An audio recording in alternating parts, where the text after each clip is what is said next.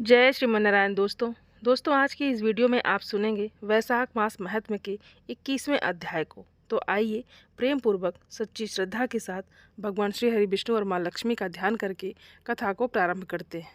मार्कंडेय जी कहते हैं कि हे राजन, क्षत्रिय कुल में उत्पन्न पुरकुत्सु नामक राजा महान यशस्वी हो गए हैं। उन्होंने पहले 1 सहस्त्र वर्षों तक महादेव जी की आराधना की। उनकी तपस्या से संतुष्ट होकर महादेव जी ने पूछा कि हे राजन, तुम कौन सा वर चाहते हो। तो राजा ने कहा, हे देव, नर्मदा नाम से प्रसिद्ध परम सौभाग्यशालिनी नदी है, उसे आप इस भूतल पर उतारें। महादेव जी बोले कि हे राजन, इसे ना मांगकर कोई दूसरा वरदान मांगो।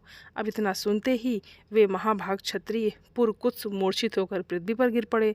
ये देखकर शिव जी ने कहा कि हे राजन, तुम स्वस्थ हो जाओ, मैं सरिताओं में श्रेष्ठ नर्मदा को मृत्युलोक में उतारता हूँ। तदनंतर महादेव जी के कहने पर पर्यक नामक पर्वत ने महानदी नर्मदा के वेग को धारण करना स्वीकार किया। राजा और देवताओं के साथ देवी नर्मदा बड़े वेग से चली और पर्यक पर्वत की चोटी पर होती हुई उस स्थान पर पहुंची जहां पर पूर्वाकाल में राजा पृथ्वी ने अश्वमेध यज्ञ किया था। वहीं एक बांस के मूल भाग से महानदी नर्मदा निकली। उस समय सब देवता, गंधर्व, यक्ष, मारुत, अश्विनी कुमार, पिशाच, राक्षस, नाग और तपोधन ऋषि, ये सब लोग अर्घ्य और पाद से पूजन करके नर्मदा जी की शरण में प्राप्त हुए और बोले कि आज हम लोगों का जन्म सफल हुआ, हमारी तपस्या भी सफल हो गई। हे देवी, यहाँ तुम्हारा दर्शन करके हम सब देवता कृतार्थ हो गए। हम उसी को पुरुष मानते हैं जिसने नर्मदा जी को यहाँ उतारा है। हे नर्मदे, तुम अपने हाथ से देवताओं का स्पर्श करो जिससे हम सब लोग पवित्र हो जाएं। ये सुनकर नर्मदा बोली कि अब तक मैं कुंवारी हूँ, मेरा पति नहीं है, अतः मैं देवगणों का स्पर्श नहीं करती। नर्मदा का ये उत्तर पाकर देवता चिंता से व्याकुल हो उठे और बोले कि हे देवी, तुम्हारे समान रूप और गुण से संपन्न उत्तम वर कहाँ से प्राप्त हो सकता है। जिसने तुम्हें इस लोक में प्रकट किया है वही तुम्हारा पति हो। पूर्व काल में ब्रह्मा जी के शाप से समुद्र मध्य लोक में जाकर राजा पुरकुक्ष के रूप में उत्पन्न हुआ है। ये वो इक्ष्वाकु कुल के आनंद को बढ़ाने वाला है। देव तुल्य क्षत्रिय पुरकुक्ष तुम्हारे लिए श्रेष्ठ वर हो। नर्मदा बोली कि जिनमें इस प्रकार देवत्य है, जिनकी समस्त प्रजा धर्म में स्थित है, उन महात्मा पुरकुत्स के लिए और क्या कहा जा सकता है। स्वयं भू ब्रह्मा जी के मानस पुत्र जिस प्रकार धर्मनिष्ठ बताए गए हैं, उसी प्रकार ये पुरकुत्स भी सब धर्मों के पालन में तत्पर है, अतः मैं इनको पति के रूप में स्वीकार करती हूँ। तब राजा पुरकुत्स बोले, हे नर्मदे, तुम देवक कन्या हो, मुझ पर कृपा करो जिससे कि मेरे पितृ स्वर्ग को जाएं और मेरा भी महान यश हो। नर्मदा ने कहा, हे राजेंद्र, ऐसा ही होगा। आप मुझसे जो जो चाहते हो वो सब मेरे प्रसाद से आपको प्राप्त हो। ऐसा कहकर देवी नर्मदा पर्यक पर्वत से निकलकर पश्चिम दिशा की ओर चली गई। वे धनुष से छूटे हुए बाण की भांति पृथ्वी को विदीर्ण करती हुई और पर्वत शिखरों को तोड़ती फोड़ती हुई वेग से चली जा रही थी। उस समय विंध्य पर्वत के प्रदेश में वे जहाँ जहाँ गई वहाँ वहाँ स्नान किया जाता है। वहाँ तीर्थ वर्जित स्थान में भी स्नान करने पर सहस्त्रों गंगा स्नान का फल प्राप्त होता है। तदंतर वेदज्ञ ऋषियों ने सुख का विस्तार करने वाली लोक पावनी महादेवी नर्मदा का स्तवन किया। वेद धर्म के मूल हैं, स्मृतियाँ फूल और फल हैं।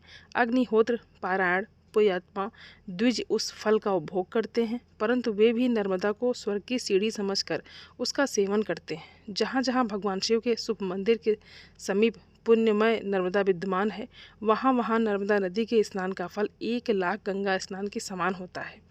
अग्निहोत्र से जो पुण्य होता है और पितरों के श्राद्ध से जो फल प्राप्त होता है, वो सब नर्मदा के जल से ही उपलब्ध हो जाता है। नर्मदा के नाम का कीर्तन करना और उसकी संगम तीर्थ में दान देना, इसके समान दूसरी कोई वस्तु नहीं है।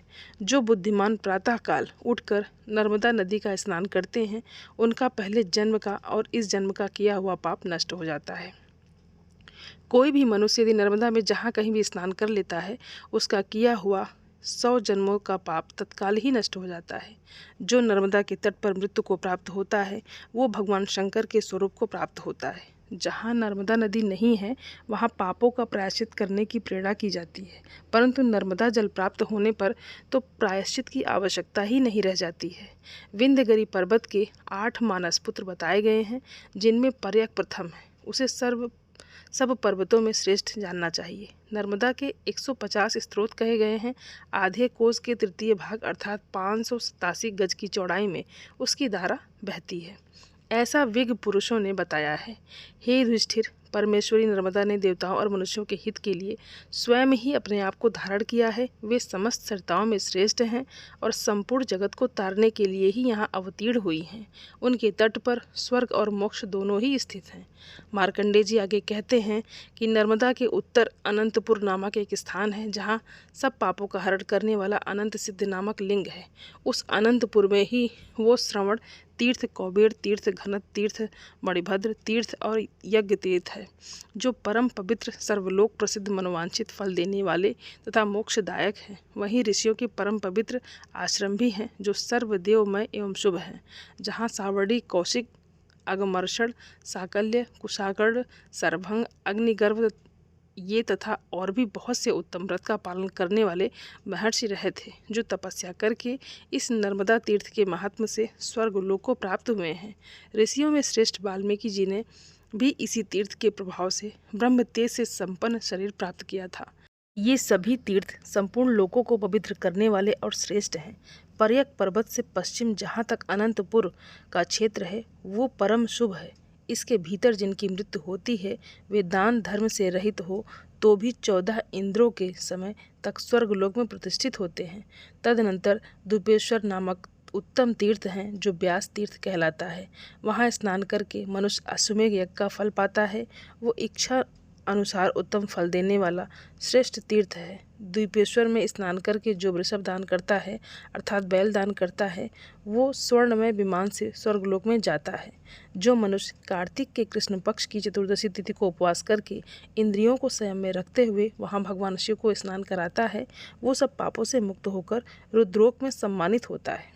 ब्रह्मा आदि संपूर्ण देवता और तपोधन ऋषि व्यास तीर्थ में जाकर भगवान शंकर की स्तुति करते हैं।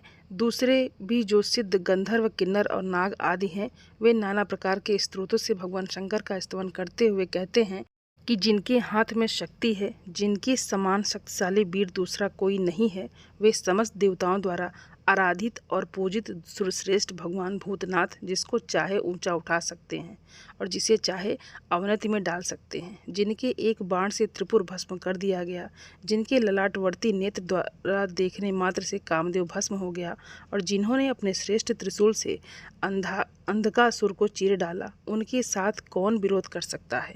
जिन्होंने अपनी जटा के अग्रभाग में जलराशि की उत्तल तरंगों से संयुक्त गंगा जी को धारण कर रखा है, जिनके चरणार बिंदु के अंगुष्ठक का तनिक सा दबाव पाकर लंकापति रावण मूर्छित होकर गिर पड़ा था, जिन्होंने समस्त देवताओं और असुरों के समक्ष दक्ष के यज्ञ का क्षण भर में विध्वंस कर डाला था, जिनके लिंग में विग्रह के पूजन से मनुष्य मनोवांछित फल प्राप्त करता है, उन भगवान शंकर के समान या उनसे बढ़कर दूसरा कौन देवता है, जो विधि पूर्वक महादेव जी की आराधना करके यशास्त्र, शक्ति इत्यादि स्त्रोत का प्रातःकाल प्रयत्न पूर्वक पाठ या फिर स्मरण करता है, वो भगवान शंकर का पार्षद होता है।